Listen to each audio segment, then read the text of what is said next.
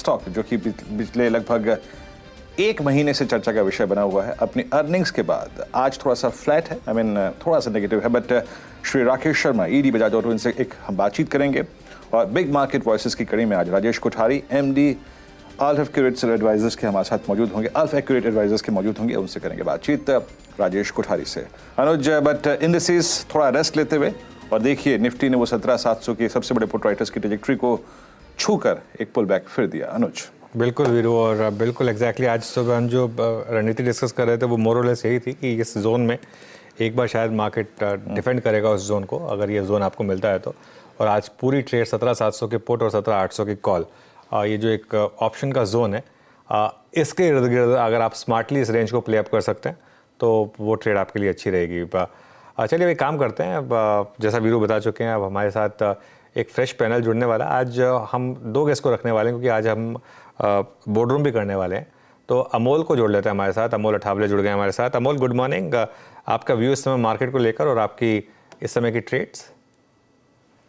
अनुज जी नमस्ते। I think मुझे लगता है कि 17,850 और 17,870 ये इंपॉर्टेंट रेजिस्टेंस रहेगा इंडेक्स के लिए, और मार्केट एक रेंज बाउंड में चल रहा है तो स्टॉक स्पेसिफिक एक्शन ही रहेगा। और ऑन द फ्लिप साइड मुझे लगता है कि अगर एक 17,700 जो आज का डे लो के आसपास ही है, वो लेवल अगर ब्रेक होता है तो एक माइनर करेक्शन आ सकता है जो 17,650 640 तक जा सकता है, बट लार्जली लग रहा है कि इंडेक्स रेंज बाउंड ही रहेगा। लग रहा है इंडेक्स रेंज बाउंड ही रहेगा। चलिए एक काम करते हैं, इंडेक्स की और इंडिविजुअल स्टॉक। अमोल, मैं आता हूं आपके पास इंडिविजुअल स्टॉक्स पर बातचीत करने के लिए, लेकिन अब एक काम करते हैं, एक स्टॉक, एक कंपनी की बात कर लेते हैं, इंडेक्स कंपनी बजाज ऑटो, जिसके नंबर्स आए थे, और Q4 के नंबर्स पर बात करने के लिए अब बजाज ऑटो के एग्जीक्यूटिव डायरेक्टर राकेश शर्मा हमारे साथ मौजूद हैं। Rakesh ji, good morning. शुक्रिया जुड़ने के लिए CNBC आवाज़ के साथ। पहला क्वेश्चन आप समझ ही गए होंगे या गेस कर ही लिया होगा आपने, मैं क्या पूछूंगा आपसे। मार्जिन्स को लेकर 9 क्वार्टर हाई आपने हिट किया 19.3%, ये एबरेशन है या फिर एक नॉर्म होगा यहाँ से? गुड मॉर्निंग अनुज जी। नहीं, एबरेशन तो नहीं है। अगर आप पिछले 3-4 क्वार्टर्स का प्रोग्रेशन देखें तो आप देखेंगे कि ये स्टेप बाय स्टेप इस लेवल पे आया है। इसके 3 कारण हैं।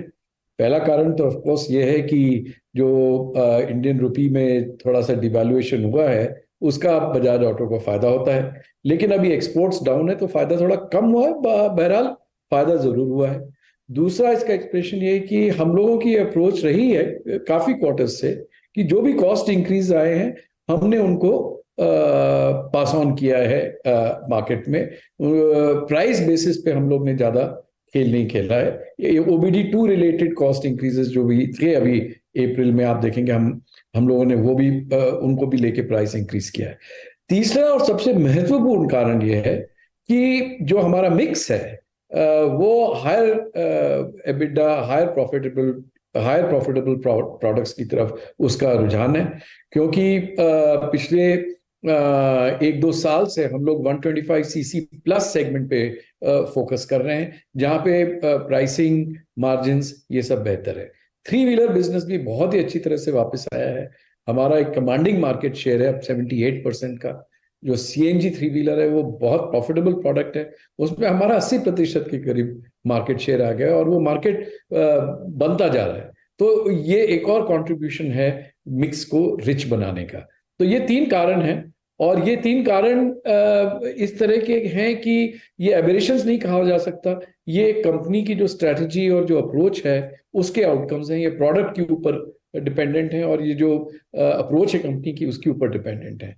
हाँ, हो सकता है कि अगर कुछ रॉ मटेरियल प्राइसेस में कमोडिटी साइकिल बिल्कुल अलग तरीके से बिहेव करने लगे और कंपटीशन की मूव्स को मुद्देनजर रखते हुए हम लोगों को एक्शन लेना पड़ेगा, बट तो उस चीज को अलग रखते हुए अभी स्टेडी स्टेट में तो यही फंडामेंटल मार्जिन बजाज ऑटो का है। तो लेकिन यहाँ से इम्प्रूवमेंट का स्कोप भी है क्या मार्जिन्स में?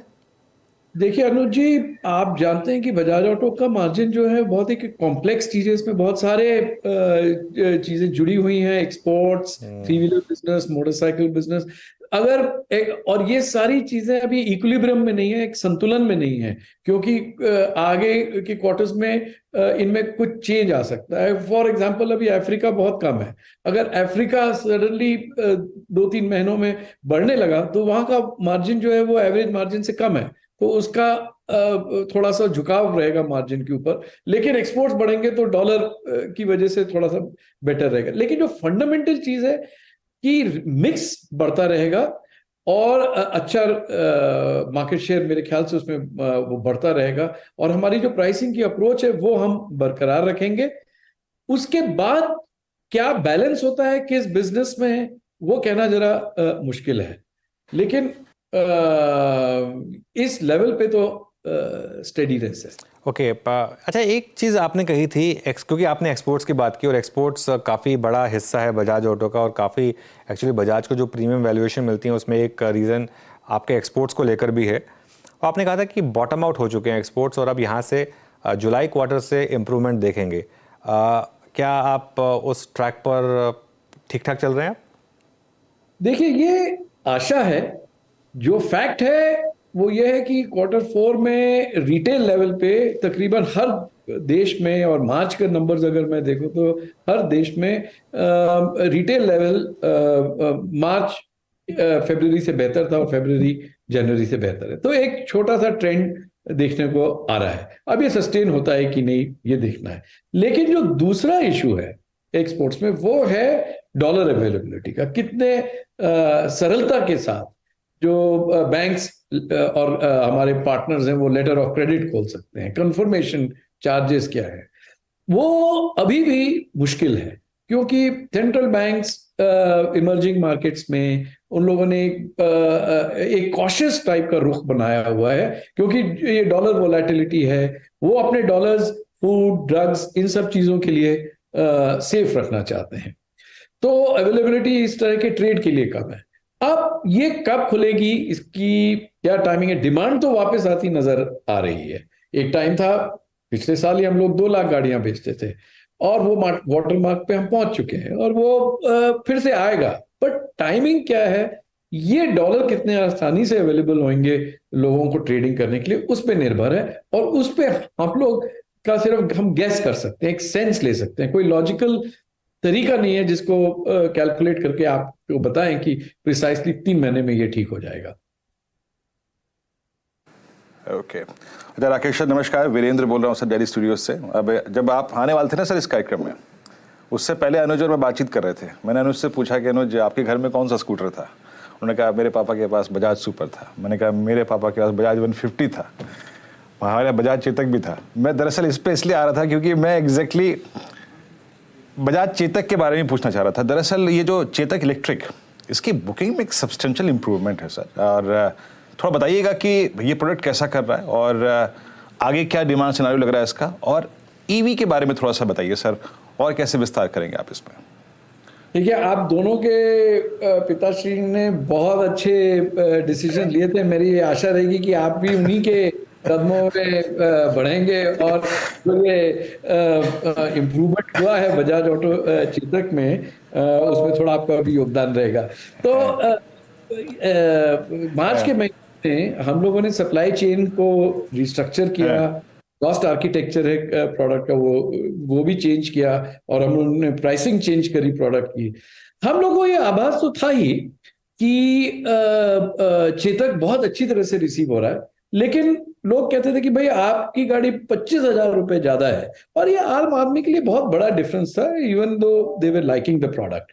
जैसे ही हमने चेंज किया है, बुकिंग्स बहुत शूट अप कर गई हैं, और अब आप ये कह सकते हैं कि भाई आपने पहले क्यों नहीं चेंज किया।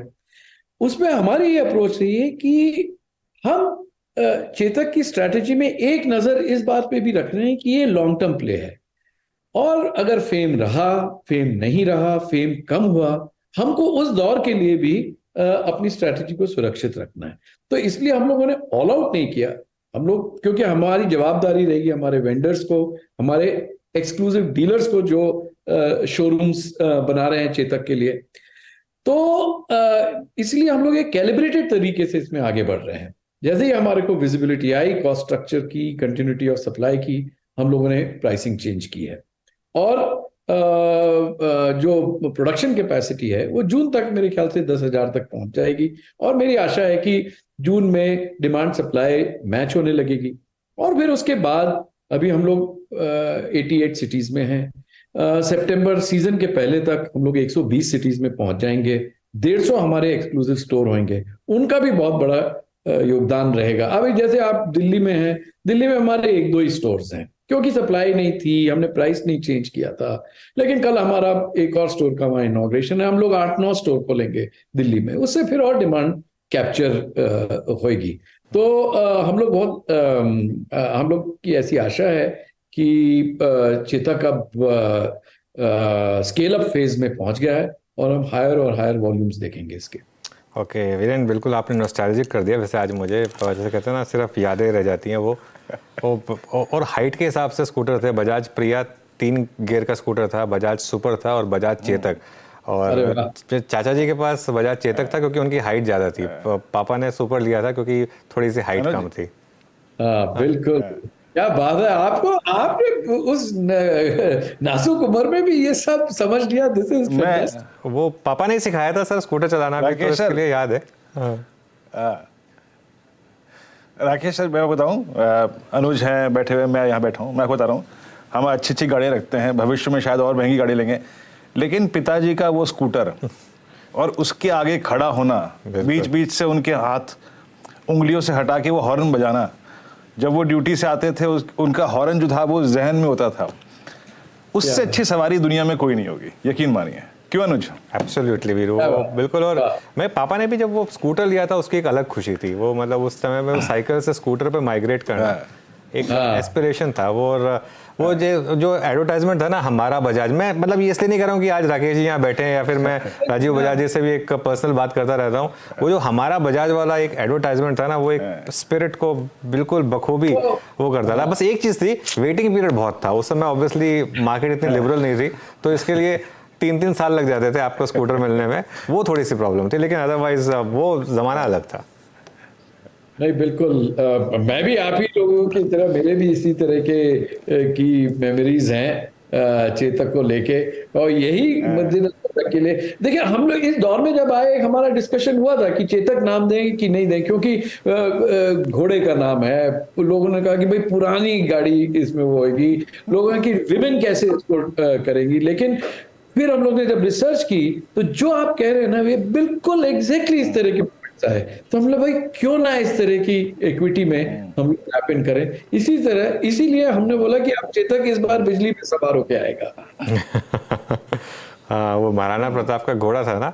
एक्चुअली वीरू, सिंस चेतक की बात हो रही है तो वो हिंदी क्लास में पढ़ते थे हम, उसमें एक अतिशयोक्ति अलंकार होता था, उसकी बात होती थी। तो हालांकि कई लोग कहते थे कि ये एक्चुअली अतिशयोक्ति नहीं है, चेतक के बारे में वाकई में ऐसा कहा जाता था जो महाराणा प्रताप का घोड़ा था। तो उसका मैं आपको वो लाइन बताता हूँ जो मुझे अभी तक याद है कि आगे नदी पड़ी अपार, घोड़ा कैसे जाए पार, राणा ने सोचा इस पार, तब तक चेतक था उस पार। ये चेतक की जो स्पीड को लेकर एक कविता बनी थी, मुझे याद है अब तक वो। जी हाँ, बहुत खूब अनुज, बहुत खूब। यकीन मानिए, चेतक पे अगर बात करने लगे तो शायद अभी 1 घंटा और कम पड़ेगा। हाँ, एक चीज मिस करता हूँ, वो था उसकी स्टेपनी जो थी ना, वो गजब थी।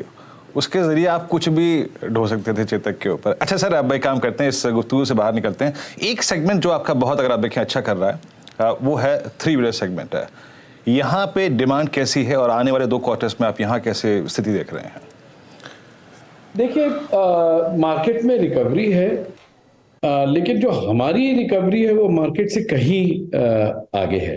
ट्रैफिक वापस आ चुकी है, उसकी वजह से ऑटो रिक्शा ड्राइवर की अर्निंग बढ़ गई है, और उसकी वजह से रिटेल फाइनेंस जो बहुत जरूरी है इस सेगमेंट में, वो भी आ चुका है, क्योंकि 90% से ज्यादा इसमें फाइनेंस होता है। तो ये सब चीजें, फैक्टर्स बहुत हेल्दी हैं 3 व्हीलर के लिए। एक और जो चीज हो रही है 3 व्हीलर में, वो ये है कि जो गवर्नमेंट का इनिशिएटिव है सीएनजी को लेकर, वो बहुत अग्रसर रहा है, और सीएनजी पंप्स काफी पूरी इंडिया में फैल चुके हैं। 45% इंडिया का कवर हो चुका है सीएनजी से। और जो सीएनजी के ऑपरेटिंग कॉस्ट हैं वो डीजल या पेट्रोल को लेके काफी कम है। उसमें हमारा 80% मार्केट शेयर है। तो जो अब सीएनजी प्रोडक्ट्स हैं वो मतलब 2-3 साल पहले 30% होते थे इंडस्ट्री के, अब 65% हो गए। तो उस हिसाब से इसीलिए हमारी जो रिकवरी है वो इंडस्ट्री से काफी ज्यादा है। अब हम लोग 110% ऑफ प्री कोविड लेवल पे पहुंच चुके हैं। मेरे हिसाब से ये दौर चलता रहेगा। सीएनजी नेटवर्क बढ़ता जा रहा है और इसके बेसिस पे वॉल्यूम्स भी बढ़ते रहेंगे। अच्छा, एक सवाल मुझे आपसे पूछना है शर्मा जी, आपका ट्रेजरी ऑपरेशंस रीजनेबली बिग है, उसके बारे में अगर कुछ बता पाएं वहाँ से, क्योंकि इंटरेस्ट रेट को लेकर एक काफ़ी मूव्स एक्सपेक्टेड है, एक आपको लग रहा है कि ये एक ऑपरेशन आपके लिए अच्छा करेगा इस साल? देखिए वो डायरेक्टली मेरा उसमें इतना मैं इन्वॉल्वमेंट नहीं होगा, हाँ, से जुड़ा नहीं हुआ हूं, बट हमारी अप्रोच स्टेडीनेस की होती है rather than trying to make money in the market. It is more the जो झुकाव है वो सिक्योरिटी और स्टेबिलिटी की तरफ रहता है। ओके, ठीक है। तो राकेश जी, फिर एक लास्ट क्वेश्चन देन, फिर इस साल को लेकर आउटलुक आपका रीजनेबल विजिबिलिटी है आपको, या अभी भी थोड़ी वोलेटिलिटी रह सकती है? अगर आप इंडस्ट्री की बात कर रहे हैं तो मेरे ख्याल से डोमेस्टिक इंडस्ट्री तो पॉजिटिव लग रही है। हमारे हिसाब से 6 से 8% ग्रोथ मोटरसाइकिल्स में होना चाहिए, 3 व्हीलर में भी 4-5% इंडस्ट्री में ग्रोथ होना चाहिए। हमारी ग्रोथ इससे थोड़ी आगे होनी चाहिए, क्योंकि जो ये ग्रोथ है ये टॉप हाफ जो है 125 सीसी प्लस सेगमेंट से उससे ज्यादा ड्रिवन है। वहां पे हमारा लाइनअप बहुत अच्छा है, 20 मॉडल हैं, कंपटीशन के पास 15 मॉडल हैं। ये सारे मॉडल काफी कुछ इनमें से अच्छा कर रहे हैं। तो हमारा जो लाइनअप है वो बिल्कुल मार्केट ट्रेंड के अकॉर्डिंग है, ट्रेंड पॉजिटिव है, तो that should do well. 3 wheeler should do well because अभी हम लोगों ने उसकी चर्चा की। चेतक अब स्केल अप फेज पे आ गया है। इलेक्ट्रिक 3 व्हीलर हम लोग लॉन्च करने वाले हैं कुछ ही टाइम में। हम एक नया सेगमेंट खोलेंगे ट्रायम्फ मोटरसाइकिल्स के थ्रू। बस एक्सपोर्ट्स के ऊपर एक अनसर्टेनिटी है, अगर वो खुलने लगी तो ये सब मिला जुला के ये एक और अच्छा साल हो सकता है बजाज ऑटो के लिए। चलिए राकेश जी, बहुत अच्छा लगा आपसे बात करके, और वो सारी जो मेमोरीज थी वो सारी फ्रेश हुई, और आपको इस साल के लिए ऑल द बेस्ट। बहुत बहुत शुक्रिया आपका। चलिए अब एक काम करते हैं, फटाफट अब मूव करते हैं। अमोल जी की स्टॉक कॉल्स रह गई थी, वो ले लेते हैं, फिर हमारी बिग मार्केट वॉइसेस वाले गेस्ट भी हमारे साथ है। अमोल जी, सॉरी, थोड़ा एक बोर्ड रूम पर फोकस शिफ्ट करना पड़ा। बताइए आपकी स्टॉक कॉल्स क्या होंगी इस समय की? अनुज जी, मुझे एक लार्सन अच्छा लग रहा है। करंट मार्केट प्राइस है 2255, थोड़ा ऊपर चल रहा है अभी, और टारगेट मुझे लग रहा है पोजिशनल पॉइंट ऑफ व्यू से 2330 जो उसका प्रीवियस स्टॉप है, और 2350, और स्टॉप लॉस उसका रहेगा 2210। अप ट्रेंड कंटिन्यूएशन फॉर्मेशन है, डेली और वीकली चार्ट्स पे stock consistently higher bottom formation में है। तो buying on dips, buying on support strategy work हो रही है। तो एक में लार्सन के साथ मुझे लग रहा है कि अभी जो रिवर्सल हुआ है वो आई थिंक कंटिन्यू रह सकता है और पोजिशनली अच्छा परफॉर्म कर सकता है। तो एक लार्सन अच्छा लग रहा है at current levels. Okay, Larsen and Toubro. Prashant, आपकी भी कॉल्स बता दीजिए इस समय की। जी अनुज जी, फिर से एक बार गुड मॉर्निंग। ओवरऑल मेरी राय है कि जो निफ्टी है अप्रैल के फ्यूचर्स, यहाँ पे मुझे लग रहा है कि हम करीबन 17,970 17,980 इस जोन के आसपास एक्सपायरी में जा सकते हैं। और बैंक निफ्टी भी मुझे लग रहा है फिर से एक बार फ्यूचर्स में 42,800 850 इस जोन को, यानी जो कल का हाई था उसको टेस्ट कर सकता है आज या कल में। और ये शायद बैंक निफ्टी की जो रैली होगी एक्सिस बैंक से लीड होगी। जो 2 पिक्स मेरे होंगे वो होगा एक वोल्टास करीबन 855 857 के जोन में चल रहा है। मैं 844 844 का स्टॉप लॉस रखूंगा। जो मेरा टारगेट होगा वो होगा 880 880 का। जो नेक्स्ट पिक मैं देख रहा हूँ तो ऑटो सेक्टर में टाटा मोटर्स 472 474, ये जो बड़ा रेजिस्टेंस था उसके ऊपर ट्रेड कर रहा है। हालांकि हम क्लोज नहीं हुए, फिर भी मैं थोड़ा प्रीएम्प्ट करूंगा और यहाँ पे मैं स्टॉप लॉस रखूंगा 470 470, और मैं पोजिशनली इसको 490 से 495 जोन में जाते हुए देखता हूँ। Overall bullish on the indices, और पिक्स होंगे वोल्टास एंड टाटा मोटर्स। चलिए अमोल जी और प्रशांत जी, शुक्रिया आपका जुड़ने के लिए हमारे साथ। अब समय हो गया बिग मार्केट वॉइसेस में बाजार की बिग पिक्चर समझने का, और आज हमारे साथ हैं एल्फ एक्यूरेट एडवाइजर्स के MD Rajesh Kothari. Rajesh ji, good morning. सबसे पहले तो अपॉलॉजीज, आज थोड़ा लेट आए आपके पास, एक मैनेजमेंट से बात हो रही थी, वो थोड़ा लंबा चला गया इंटरव्यू। लेकिन आपका इस समय व्यू क्या है मार्केट को लेकर, और पोर्टफोलियो वाइज इस समय आप कहाँ पर बाय कर रहे हैं, क्या थीम्स इस समय आपको अच्छी लग रही हैं? देखो अनुज जी, आज मार्केट अगर हम लास्ट 18 महीने से देखें, आई थिंक मार्केट का पीक रफली हुआ था अक्टूबर 2021 में, और तभी निफ्टी थी रफली 19,000 के लेवल पे, और आज 18 महीने के बाद 17,800 के लेवल पे निफ्टी है। तो रफली अबाउट 7% एक्चुअल प्राइस करेक्शन है, 7%। टाइम करेक्शन अगर देखा जाए तो 18 महीने, उसका मतलब है रफली 10 से 11% का टाइम करेक्शन का वैल्यू है। तो 7% प्राइस करेक्शन हुआ, 11% टाइम करेक्शन की वैल्यू हो गई, तो 18% डिस्काउंट पे इन्वेस्टर्स को आज निवेश करने का मौका मिल रहा है। यही समय दौरान निफ्टी की अर्निंग्स अगर आप देखोगे तो 20% से बढ़ोतरी हुई। तो अगर आप 18 + 20 करोगे तो 40% डिस्काउंट पे इन्वेस्टर को इन्वेस्ट करने का ये अपॉर्चुनिटी मिल रहा है। और सबसे इंपॉर्टेंट बात अनुज जी ये है कि लास्ट 12-18 महीने में जो वर्ल्ड में तूफान आए, फिर भी इंडिया की इकोनॉमी मजबूत रही, और इंडिया की मार्केट भी, ऐसा हिस्ट्री में नहीं हुआ है, लास्ट 50 साल में नहीं हुआ है, ये पहली बार हुआ है कि हमारे ग्रोथ की इंपैक्ट में कोई बड़ी तकलीफ नहीं हुई, कॉर्पोरेट की अर्निंग्स ग्रोथ में कोई बड़ी तकलीफ नहीं हुई, और इसके लिए इंडियन इक्विटी मार्केट भी काफी मजबूताई से पेश आई। तो बाजार, अगर जो निवेशक है, इन्वेस्टमेंट का जिसका व्यू है 3 से 4 से 5 साल का अगर व्यू की बात हम करते हैं, तो मुझे नहीं लग रहा है कि इससे अच्छा मौका बाजार दे सकता है। तो मार्केट पे हम काफी बुलिश है at current valuations. Okay Rajesh ji, क्या चीज करना चाहिए? सबसे स्ट्रॉन्ग कन्विक्शन आपका किस वक्त है? इस वक्त है किस इंडेक्स पे, किस स्पेस पे है?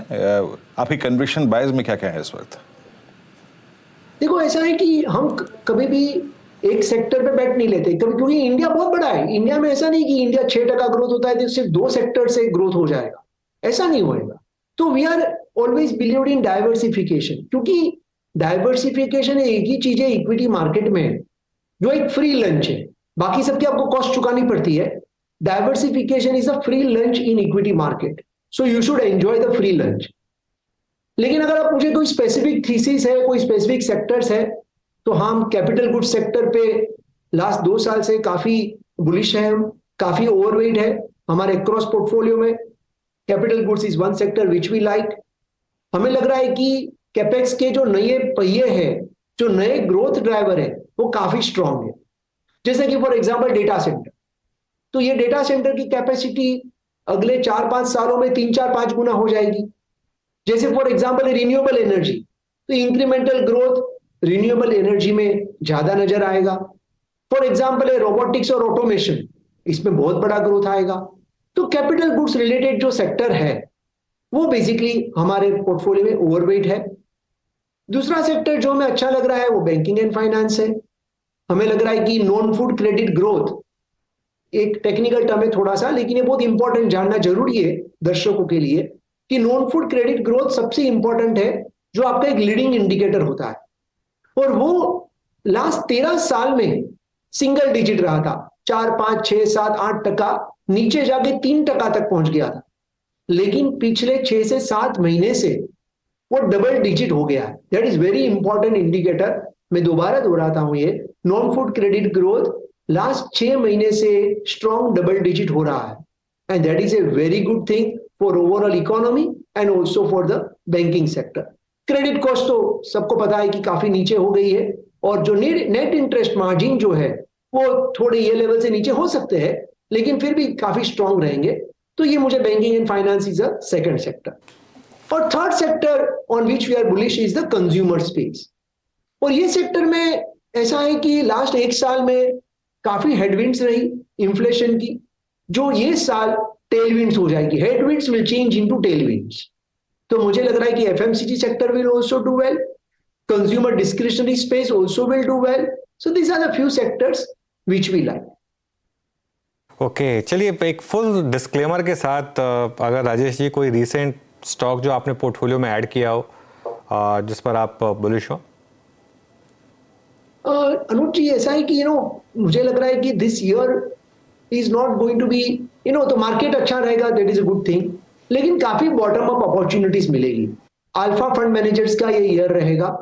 तो एक दो लाइन में आपको बता देता हूं, जो हम बेसिकली एक छोटा सा अप्रोच बता देता हूं। तो हमारे पोर्टफोलियो में जो हम सिलेक्ट करते हैं, मोस्ट ऑफ दिस कंपनीज जो रहती है ओलिगोपोलिस होती है, मोनोपोलिस होती है। हाईएस्ट मार्केट शेयर ये कंपनी का रहता है, टॉप 3 प्लेयर्स रहते हैं। हम वही कंपनी लेते हैं जिसका debt equity most of the companies would be zero debt, zero borrowing, no leverage वाले कंपनी हम प्रीफर नहीं करते, और जिसका रिटर्न ऑन नेटवर्थ 18-20% के ऊपर होना चाहिए और उसके ऊपर ग्रोथ होना चाहिए।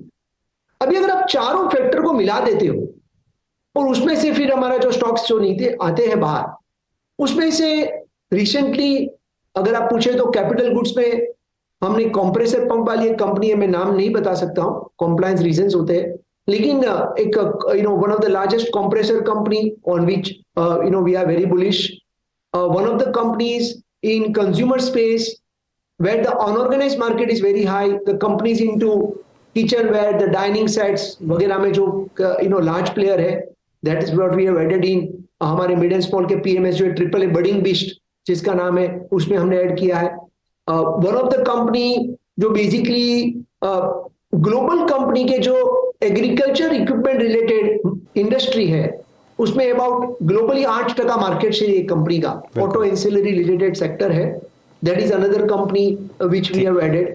So these are the few names, I'm not saying names, but these are the few themes, which we are adding to our portfolio. Got it. Rajesh ji, आज थोड़ा समय कम है, शुक्रिया जुड़ने के लिए हमारे साथ।